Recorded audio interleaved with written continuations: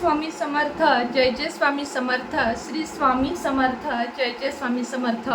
श्री स्वामी समर्थ महाराजांच्या नामस्मरणाने आजच्या व्हिडिओला सुरुवात करूया. शुभ संध्याकाळ तुम्हा सगळ्यांना. कसे आहात तुम्ही सगळे? आशा व्यक्त करते स्वस्त असाल, मस्त असाल, स्वामींच्या सेवेमध्ये रममाण असाल.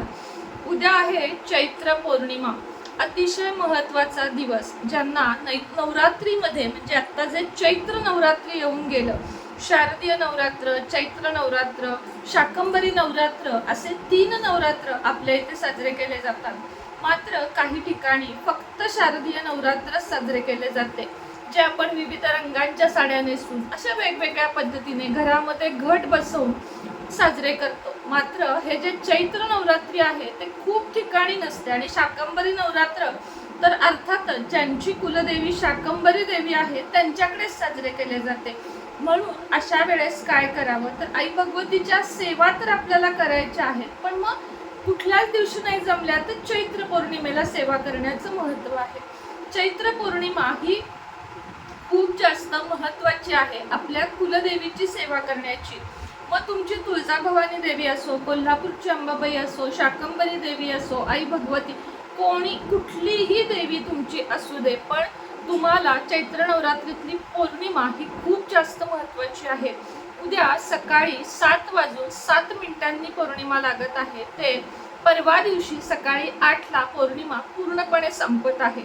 उदयतिथीनुसार जरी परवाची पौर्णिमा धरता येत असेल तरीही परवा दिवशी आपल्याला पौर्णिमेच्या कुठल्याही सेवा करायच्या नाहीयेत, तर त्या उद्या सकाळी 7:07 करायच्या आहेत. सगळ्यात पहिला प्रश्न येतो ताई मैत्रिणी आपल्या ज्या असतात त्यांचा, की सत्यनारायणाची वेळ सांगा. तर उद्या संध्याकाळी जे कोणी आपण पौर्णिमेचे सत्यनारायण करतो, ज्याला खूप शुभ मानले जाते, पौर्णिमेच्या सत्यनारायणाने काय होते मी तुम्हाला सांगते. जे कोणी घरामध्ये प्रत्येक पौर्णिमेला सत्यनारायण करते त्याच्या घरामध्ये साक्षात सत्यनारायण म्हणजे साक्षात भगवान विष्णू वास करतात. आणि जिथे भगवान विष्णू आहेत तिथे माता लक्ष्मी ही आपोआपच येते असं देखील म्हटलं जातं. म्हणजे हे सत्यच आहे, म्हटलं जातं असं नाही. तर ज्यांना कुणाला पौर्णिमेचे सत्यनारायण करायचे आहे त्यांनी ते उद्या करावे. आता सत्यनारायण घरच्या घरी कसे करावे तर तुम्हाला थोडक्यात सांगते. केंद्रानुसार म्हणजे आपल्या गुरुमाऊलींनी सांगितलेल्यानुसार महिलांनी सत्यनारायण करावे. कसे करावे? आपल्या देवघराच्या इथेच पूर्व पश्चिम असा एक चौरंग मांडावा. त्याच्या खाली स्वच्छ करून रांगोळी काढून घ्यावी. त्यावर चौरंग ठेवावा. त्यावर पांढरे वस्त्र ठेवावे आणि त्यानंतर गव्हाची म्हणजे 1.25 किलो गव्हाची एक रास मांडावी. त्यावर तांब्याचा तांब्या ठेवावा. त्यामध्ये पाणी भरून ठेवावे. त्यात 1 रुपयाचे नाणे, सगळी दक्षिणा हे सगळं काही त्यामध्ये घालावं. दुर्वा, फूल, सुपारी हे सगळं घालावं. त्यावर पुन्हा एक तामण ठेवावे. त्यामध्ये तांदूळ ठेवून त्याच्यात बाळकृष्ण ठेवावा. बाळकृष्ण ठेवल्यानंतर 3 विडे मांडावेत. 3 विडे आता जर तुम्ही केंद्रातले सेवेकरी असाल म्हणजे केंद्रामध्ये नियमित जात असाल तर त्यांची सत्यनारायणाची आपली म्हणजे स्वामी समर्थ महाराजांचीच त्यांनी गुरुमाऊलींनी एक सत्यनारायण पुस्तिका देखील काढलेली आहे. तर त्या पुस्तकामध्ये दिल्याप्रमाणे, त्या ग्रंथामध्ये दिल्याप्रमाणे सत्यनारायणाची पूजा करावी. 3 विडे म्हणजे ही संपूर्ण पद्धत वेगळी आहे. जसं आपलं श्रावणातलं सत्यनारायण असतं तसं नाहीये. हे घरच्या घरी महिलांना सोप्या पद्धतीने करण्याचे सत्यनारायण आहे.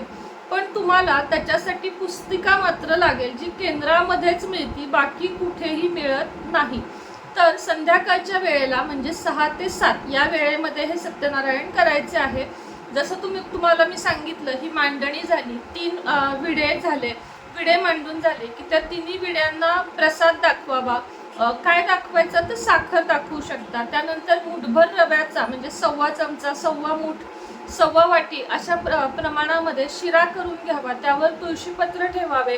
आपले अध्याय वाचावे. सत्यनारायणाचे अध्याय जे असतात, कथा जी असते ती वाचावी. त्यानंतर आरती करावी आणि मग प्रसाद दाखवावा आणि घरातल्याच व्यक्तींनी तो खावा असा गुरुमाऊलींचा संदेशच आहे, म्हणजे आदेशच आहे. ज्यांना हे सत्यनारायण जमणार नाही त्यांनी काय करावे? काही नाही, व्यवस्थित गुरुजींना बोलवावे आणि त्यांच्या पद्धतीने सत्यनारायण करावे. सत्यनारायण करणे महत्वाचे आहे. मग तुम्हाला महिलांना घरात जमत नाहीये काही कारणानं, गुरुजींना बोलवा, त्यांना त्यांचा मान द्या आणि व्यवस्थित अगदी रीतसर ह्याचं पौर्णिमेचं सत्यनारायण करा. खूप शुभ असते बरं का. सत्यनारायण करणे हे खूप शुभ असते. तुम्हाला जर आर्थिक प्रॉब्लेम असतील, तुमच्याकडे पैसा टिकत नसेल, पगार टिकत नसेल, डोक्यावरचे कर्ज उतरत नसेल, तुम्हाला एक झाली की दुसरी अडचण येत असेल, तुम्हाला कुटुंबामध्ये काही प्रॉब्लेम असतील, तुमच्या मुलांमध्ये काही प्रॉब्लेम असतील, असे अनेक समस्यांवर एकच उपाय, तो म्हणजे एकच सेवा, ती म्हणजे पौर्णिमेचे सत्यनारायण.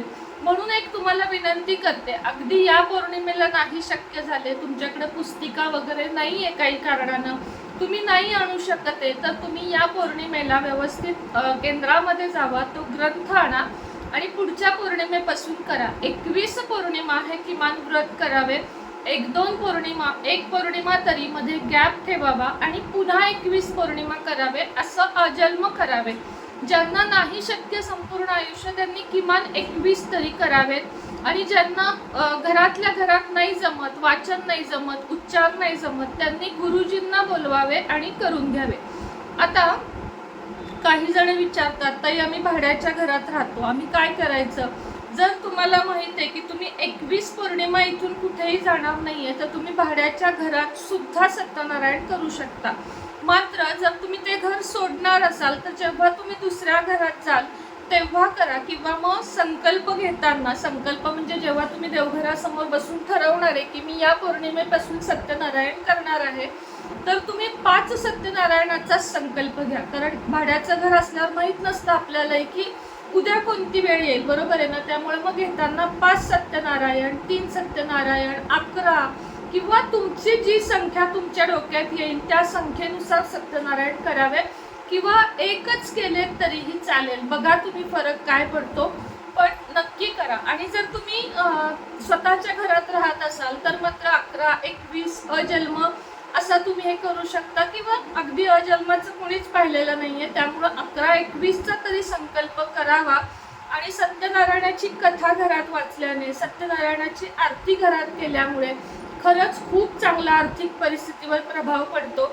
दोन्हीतलं काहीही करा, एकतर केंद्राप्रमाणे तुमचं तुम्ही करा, जमत नसेल, काही चुकतंय देवाचं असं वाटत असेल तुम्हाला, अशी काही शंका येत असेल, तर गुरुजींना बोलवा.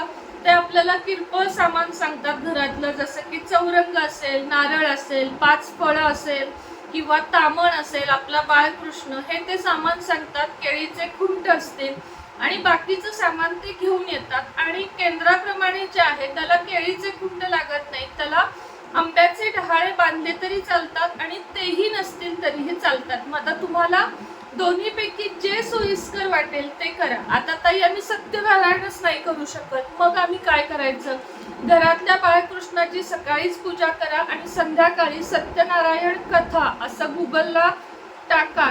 त्या ज्या कथा येतील, 5 अध्याय येतील, ते तुम्ही नक्की वाचा. म्हणजे तेवढे अध्याय जरी वाचलेत आणि सत्यनारायणाची आरती केलीत आणि घरातल्या देवांना थोडासा शिऱ्याचा नैवेद्य तुळशीपान घालून अवश्य दाखवा. बघा मी तुम्हाला सगळं सांगितले, 3 प्रकार तुम्हाला सांगितले. केंद्राप्रमाणे, दुसरी गोष्ट गुरुजींना बोलवून, तिसरी गोष्ट त्यापेक्षा सोयीस्कर घरातल्या बाळकृष्णाची सेवा करा.